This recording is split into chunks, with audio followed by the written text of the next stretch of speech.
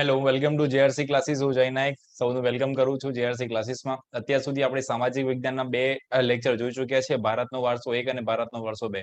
જો તમે એ લેક્ચર નથી જોયા તો ખાસ પ્લેલિસ્ટમાં લઈને જોઈ લેજો ત્યાં. હવે આપણે એમાં આગળ વધીએ છીએ. આપણે પ્રાકૃતિક વારસા વિશે ઓલરેડી ભણી ગયા હતા. હવે આપણે જવું છે આગળ અને એ છે આપણા ભારતનો સાંસ્કૃતિક વારસો. તો પ્રાકૃતિક વારસા વિશે મેં તમને ડિટેલમાં સમજાવ્યું હતું, એ તમે આના આગળના લેક્ચરની અંદર જોઈ શકો છો અને આખું પ્લેલિસ્ટ એક વખત રિવિઝન કરી શકો છો. તો પ્રાકૃતિક વારસો જેટલો ઇમ્પોર્ટન્ટ છે એટલો જ આપણને ભારત તરફથી આપણને સાંસ્કૃતિક રીતે પણ વારસો મળ્યો છે. આપણે આગળ સંસ્કૃતિની વાત કરી હતી. તો સંસ્કૃતિમાં એવું આવ્યું હતું કે સંસ્કૃતિ એટલે કે માનવ મનનું ખેડાણ. બરાબર? માનવ મનનું ખેડાણ, જીવન જીવવાની રીત. એટલે કે જે આપણને સંસ્કૃતિ એટલે કે જે આપણને શીખવાડ્યું છે, કલ્ચર આપણને મળ્યું છે, સાંસ્કૃતિક વારસો. તો જોઈએ આપણને કેવી કેવી ભેટ મળી છે. ભારતનો સાંસ્કૃતિક વારસો જોઈએ. ભારતે આપણે આના અગાઉ પણ જોઈ ગયા છે કે ભારત દેશ છે, આપણો ભારત દેશ છે. આપણે એના સંતાનો ભારતીયો છે. એને આપણને તો ઘણું આપ્યું છે. સાથે સાથે એને આખા વિશ્વને, આખા જગતને આપ્યું છે. તો ભારતે આખા વિશ્વને વિવિધતાપૂર્ણ અને સમૃદ્ધ વારસાની ભેટ આપી છે. સાંસ્કૃતિક વારસો એટલે કે માનવ સર્જિત વારસો. પ્રકૃતિ હતી એ આપણે કુદરતમાંથી મળતો હતો. કુદરતમાંથી ભૂમિ દ્રશ્યો છે, આપણે જોયા, વન્ય સંપત્તિ છે, પ્રાણીઓ છે, બરાબર છે.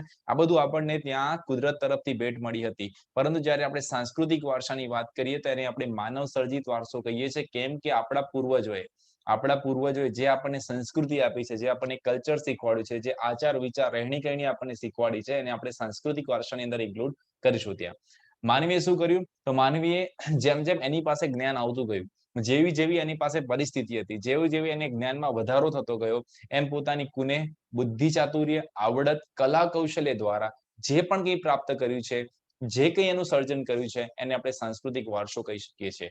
ફરીથી એકવાર એને રિપીટ કરીએ કે માણસ પાસે જેવું જ્ઞાન મળ્યું એ જ્ઞાન પ્રમાણે એને પોતાની બુદ્ધિ, ચતુરાઈ, આવડત, કલા કૌશલ્ય અને પોતાના કુનેહ દ્વારા જે પણ કંઈ એને પ્રાપ્ત થયું અથવા તો જે કંઈ એને સર્જન કર્યું, યા એને કદાચ ડાયરેક્ટ મળ્યું પણ હોય અથવા તો એને સર્જન પણ કર્યું હોય, એને આપણે શેમાં ઇન્ક્લુડ કરીશું? આપણા સાંસ્કૃતિક વારસામાં ઇન્ક્લુડ કરીશું. તો સાંસ્કૃતિક વારસો છે એ માનવ સર્જિત વારસો છે.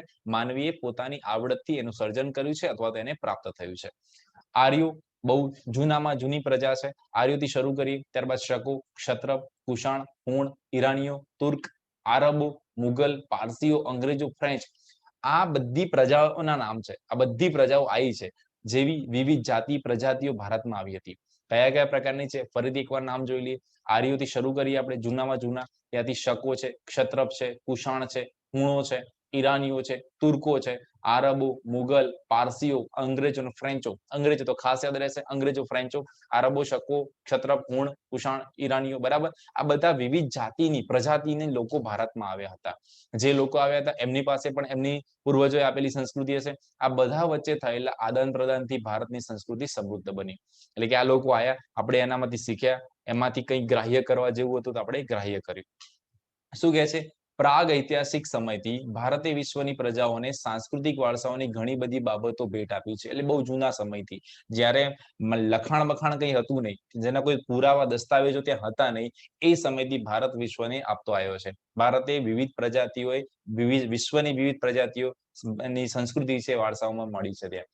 શિલ્પ સ્થાપત્યની કળા આશરે 5000 વર્ષ જેટલી પ્રાચીન છે. એનું ઉદાહરણ શું આપે છે કે આજથી 5000 વર્ષ પહેલા આપણને કઈ કળા મળી હતી? શિલ્પ સ્થાપત્યની કળા, જેમાં જે સિંધુ ખીણની સંસ્કૃતિ છે એને સંસ્કૃતિના પુરાતન અવશેષોને પણ ગણી શકાય. તો ફરીથી રિપીટ કરજો એક વખત કે ભાઈ શિલ્પ સ્થાપત્યની કળા છે કેટલા વર્ષ જૂની? આશરે 5000 વર્ષ જૂની. એમાં શું ઇન્ક્લુડ કરી શકો?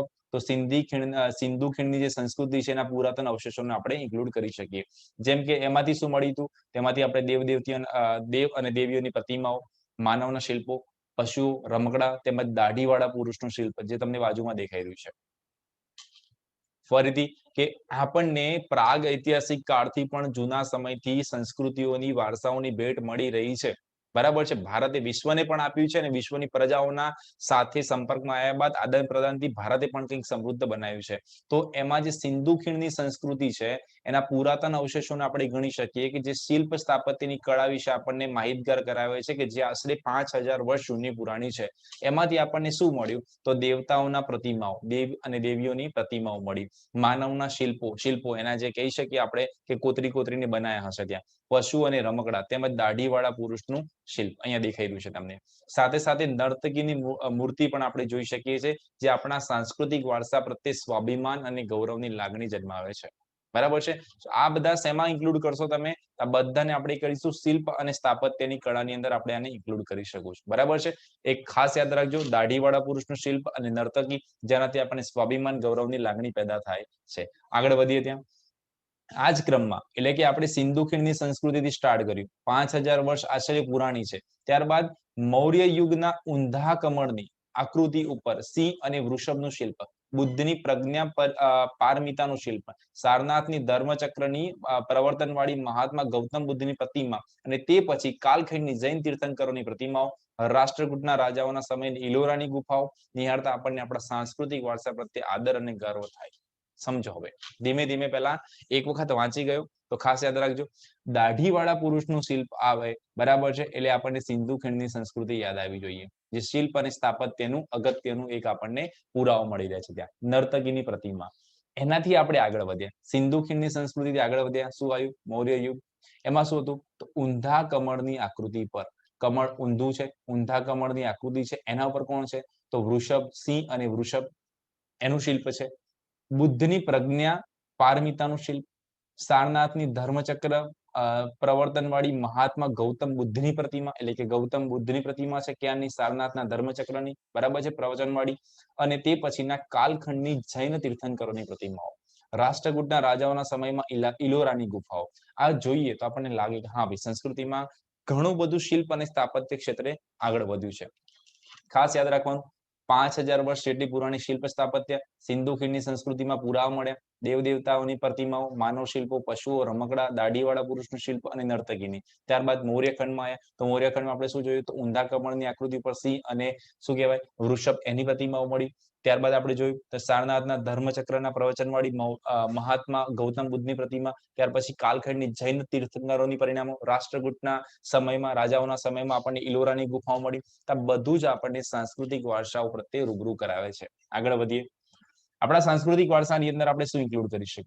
જેમ આપણે પ્રાકૃતિક વારસામાં જોયું કે આપણે ભૂમિ દ્રશ્યો છે, બરાબર, વન્યજીવો છે, જંગલો છે, પ્રાણીઓ છે, આ બધાને ઇન્ક્લુડ કરીએ. તો સાંસ્કૃતિક વારસામાં આપણે કોને ઇન્ક્લુડ કરી શકીએ? તો જુઓ અહીંયા મંદિરો છે, શિલાલેખો છે, સ્તૂપો છે, વિહારો છે, ચૈત્યો છે, મકબરા, મસ્જિદો, કિલ્લાઓ, ગુંબજો, રાજમહેલ, દરવાજા, ઇમારતો, ઉત્ખનન કરેલા સ્થળો, ખોદી કાઢીને મળ્યા હોય એક સ્થળો, બરાબર, તેમજ ઐતિહાસિક સ્મારકો, એનો સમાવેશ કરી શકીએ છીએ. ક્લિયર થાય છે? પ્રાકૃતિક વારસામાં શેનો સમાવેશ કર્યો અને સાંસ્કૃતિક વારસામાં શેનો સમાવેશ કરી શકીએ છીએ? તો શું કહે છે? મંદિરો, મંદિરો જુઓ એક સિક્વન્સમાં યાદ રાખજો. મંદિરો, શિલાલેખો, સ્તૂપો, વિહારો, ચૈત્યો, મકબરા, મસ્જિદો, કિલ્લાઓ, ગુંબજો, રાજમહેલ, દરવાજા, ઇમારતો અને ઉત્ખનન એટલે શોધી કાઢેલા સ્થળો, આ તમામે તમામ ઐતિહાસિક ઇમારતોનો સમાવેશ કરી શકીએ છીએ. સ્વાતંત્ર્ય સંગ્રામ, બરાબર, એમાં ઐતિહાસિક સ્થળો હતા જેવા કે સાબરમતી આશ્રમ, દાંડી, બારડોલી, આ બધા આપણા શું કહેવાય? સ્વાતંત્ર્ય સંગ્રામ એટલે આ સ્થળો ક્યાંક ને ક્યાંક આપણી જે આઝાદીની લડત હતી, આઝાદીની જે ચળવળ હતી એની સાથે સંકળાયેલા હતા. વર્ધા છે, શાંતિ નિકેતન કોલકાતામાં આવેલું છે, દિલ્હી સાંસ્કૃતિક વારસાના સ્થળ તરીકે આપણે ઓળખાઈ શકીએ. સાબરમતી આશ્રમ છે, દાંડી કૂચ દાંડી છે, બરાબર, બારડોલી છે, વર્ધા, શાંતિ નિકેતન, બરાબર, આ બધા આ સ્થળો જે છે, આ સ્થળો ક્યાંક ને ક્યાંક આપણી જે આઝાદીની લડત હતી, આઝાદીની જે ચળવળ હતી એના સાથે સંકળાયેલા હતા. એટલે આપણે એને સાંસ્કૃતિક વારસાના સ્થળો તરીકે ઓળખી શકીએ છીએ. પછી શું કહે છે? એનાથી આગળ વધીએ. ભાષા છે, અલગ અલગ ભાષાઓ હતી, લિપિ હતી, બ્રાહ્મી લિપિ, સંસ્કૃત લિપિ, બરાબર, અંકો, શૂન્યની શોધ, ગણિત, પંચાંગ, ખગોળ, લોખંડ, સાહિત્ય, ધર્મ, યુદ્ધશાસ્ત્ર, રથ, રાજ્યશાસ્ત્ર, પ્રાણીશાસ્ત્ર, વનસ્પતિશાસ્ત્ર, વાસ્તુશાસ્ત્ર, ધર્મ, ગણતંત્ર, ન્યાયતંત્ર, વિધિ, વિધાન, પર્યાવરણ, સુરક્ષા આદિ ઘણી બધી મહત્વની શોધો ભારતમાં થઈ હતી. એટલે કે જો વારસો ગણીએ ને સંસ્કૃતિ એટલે માનવ સર્જિત, આપણે પહેલા સમજ્યા કે ભાઈ કેમ સાંસ્કૃતિક વારસામાં આ બધાને પેલું ગણવામાં આવે છે, કેમ કે આપણે માનવ સર્જિત વાત કરીએ છીએ. તો જુઓ શાસ્ત્રો કેટલા કીધા તમને, બધું જ ઇન્ક્લુડ થઈ ગયું ઓલમોસ્ટ, કે ભારતની ઘણી બધી શોધો ભારતમાં થઈ. તો કયા કયા ક્ષેત્રે થઈ? આ તમામે તમામ ભાષાઓની, લિપિની, અંકોની, શૂન્યની શોધ, ગણિત છે, ગણિત શાસ્ત્ર આવ્યું તો ત્યાં ગણતંત્ર, ન્યાયતંત્ર, બરાબર, રાજ્યશાસ્ત્ર, વનસ્પતિશાસ્ત્ર, પ્રાણીશાસ્ત્ર, વાસ્તુશાસ્ત્ર, પર્યાવરણ સુરક્ષા, તમામે તમામની શોધ ભારતમાં થઈ. મતલબ કહેવા જઈએ તો ભારતે આપણને પ્રાકૃતિક અને સાંસ્કૃતિક રીતે ઘણું બધું આપ્યું છે. ન આપણને એકલાને આપ્યું છે, એને આખા વિશ્વને આપ્યું છે, આખા જગતને એની ભેટ આપી છે. સો નેક્સ્ટ લેક્ચરમાં આપણે જોઈશું કે ગુજરાતનો સાંસ્કૃતિક વારસો. આપણે અત્યારે ભારતનું પ્રદાન જોયું, ભારતમાં જોઈએ. ખાસ તમે શિલ્પ સ્થાપત્ય વાળું યાદ રાખજો, એનું એક વખત રિવિઝન કરી લેજો. અને રિવિઝન લેક્ચરમાં પણ તમને રિવિઝન કરાઈશ, પણ સાથે સાથે થોડું થોડું યાદ કરતા જજો. નેક્સ્ટ લેક્ચરમાં આપણે જોઈશું કે ગુજરાતનો સાંસ્કૃતિક વારસો. ત્યાં સુધી આ લેક્ચરને ફરીથી રિવિઝન કરી લેજો, સાંભળજો અને ફરીવાર રિપીટ કરજો.